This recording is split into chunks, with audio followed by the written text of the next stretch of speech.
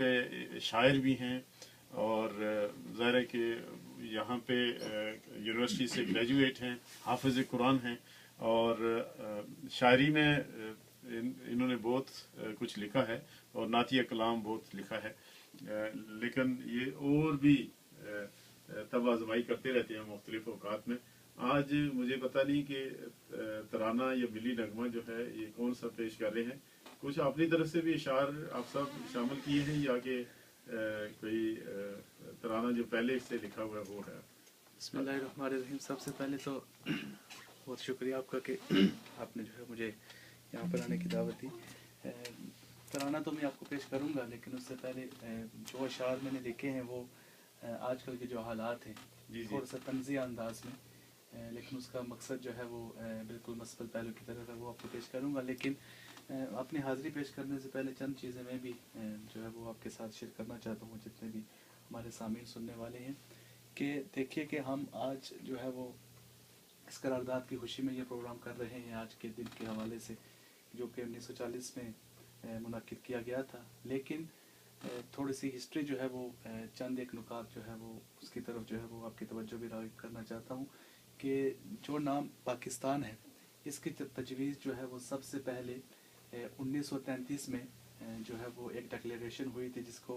हिंदुस्तान में जो है वो करारदाद जो है वो मीटिंग हुई थी डिक्लेरेशन। उसमें चौधरी रहमत अली जो है वो कायद आज़म के जो है वो बिल्कुल दाएं बाजू थे, उन्होंने जो है वो पहली दफ़ा तजवीज़ पेश की थी कि जो है वो हमारा जो है एक अलहदा जो है वो मुल्क होना चाहिए। नाम जो नहीं, नाम जो उन्होंने पाकिस्तान नाम जो है उसको मैं आपको बताता हूँ, लेकिन उन्होंने ये तजवीज़ किया था कि हमारा कलमा जो है ये कलमा पाक है, तो जो भी नाम हम जो है जिसकी तरफ हम पढ़ रहे हैं उसमें जो है वो पाक का लफ्ज़ जो है वो ज़रूर आना चाहिए। और जब फिर 1940 में 23 मार्च को ये करारदाद जो है वो पेश की गई, तो हिस्ट्री जो है अक्सर अहबाब ये कह तो देते हैं कि वो करारदाद पाकिस्तान थी, जो कि मिंटो पार्क में अभी हालिया इकबाल पार्क उसको कहा जाता है, वो उसको करारदाद लाहौर कहा गया था, उसको करारदाद पाकिस्तान नहीं कहा गया था, क्योंकि तब तक ऑफिशियली पाकिस्तान का नाम जो है वो आगे नहीं लाया गया था। और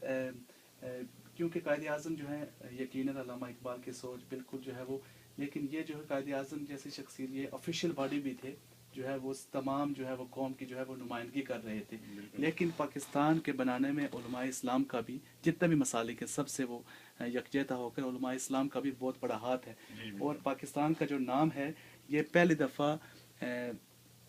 12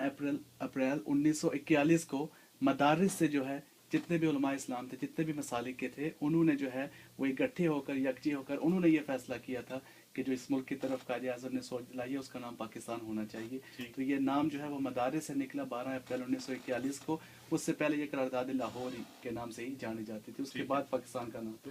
1933 का वाक़या जो है ये तब तजवीज़ पेश की, चौधरी रहमत अली ने तजवीज़ पेश की कि कलमा पाक है हमारा, तो नाम पाक होना चाहिए उस नाम में जो भी।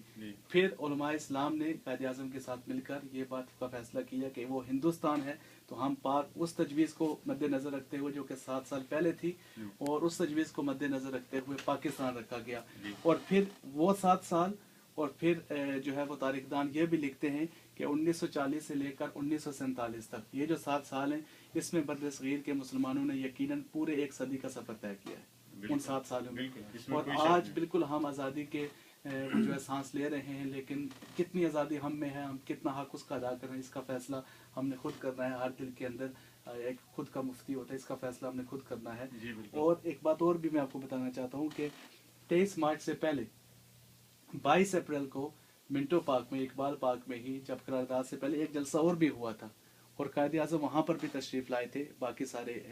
जितने भी बड़े बड़े उस वक्त के सियासतदान थे। और आप ये बात देखिए, इस बात से आप अंदाज़ा लगाइए कि जब कायद आज़म तकरीबन 2:02 थे, 2:30 के करीब, जब कायद आज़म मिंटो पार्क में तशरीफ़ लाए तो हर तरफ से जो है वो आज़ादी के जो है वो नारे गूंजने लगे।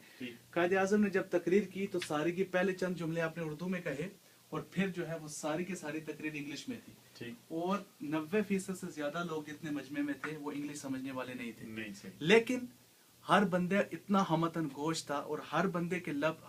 ज़हन में ये बात बिल्कुल जो है वो तय हो गई थी कि ये जितने भी बातें कर रहे हैं यकीनन हमारे जज्बात की तर्जुमानी कर रहे हैं। और तारीखदान ये भी लिखते हैं कि उस वक्त के बाद आज वक्त तक कितना अरसा बीत गया, یہ اعزاز کسی اور سیاستدان کو ابھی تک مل نہیں سکا صحیح بات کہ اتنی پذیرائی، اتنی عوام میں پذیرائی کہ ایک پورے لینگویج کا بیریئر ہونے کے باوجود بھی ان کو یہ پورا یقین تھا کہ وہ جتنے بھی باتیں کر رہے ہیں وہ وہی باتیں کر رہے ہیں جو ہمارے دل کی ترجمانی کرتے ہوئے. یہ بھی بات ہے کہ آج یہی دیکھنا چاہیے ہم کو کہ آج کے ہمارے سیاستدان کیا ان میں اتنی اہلیت ہے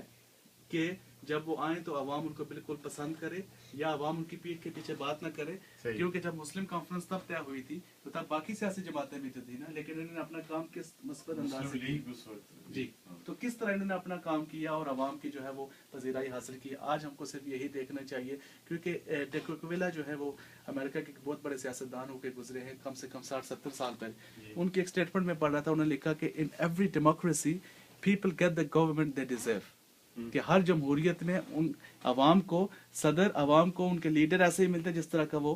حقدار ہوتے ہیں. تو آج یہ دیکھنا چاہیے کہ ہم یہ اس بات پہ تو روتے ہیں کہ ہم کو جو ہے وہ جو ہمارے رہبران ہیں وہ تو صحیح نہیں ملے، لیکن ہم کو اپنے بات پہ بھی اپنے طرف بھی دیکھ، کیونکہ اللہ تعالیٰ قرآن کریم میں بھی ارشاد فرماتا ہے کہ ہر قوم،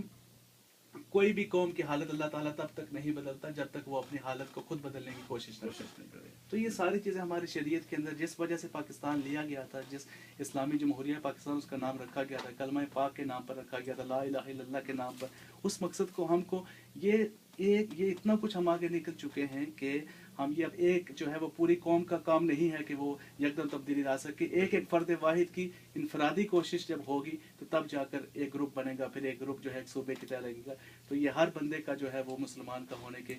ساتھ ساتھ جو ہے ایک پاکستانی ہونے کے ساتھ ساتھ، کیونکہ پاکستان میں صرف مسلمان نہیں باقی قومیں بھی رہتی، ہر پاکستانی کا یہ فرض ہے کہ وہ اپنے اندر تبدیلی لائے اور پھر اس کوشش کو دیکھتے ہوئے پوری قوم انشاءاللہ جو ہے وہ راہ ہدایت پر آئے گی. ماشاءاللہ. سامعین محترم، حافظ محمد انوار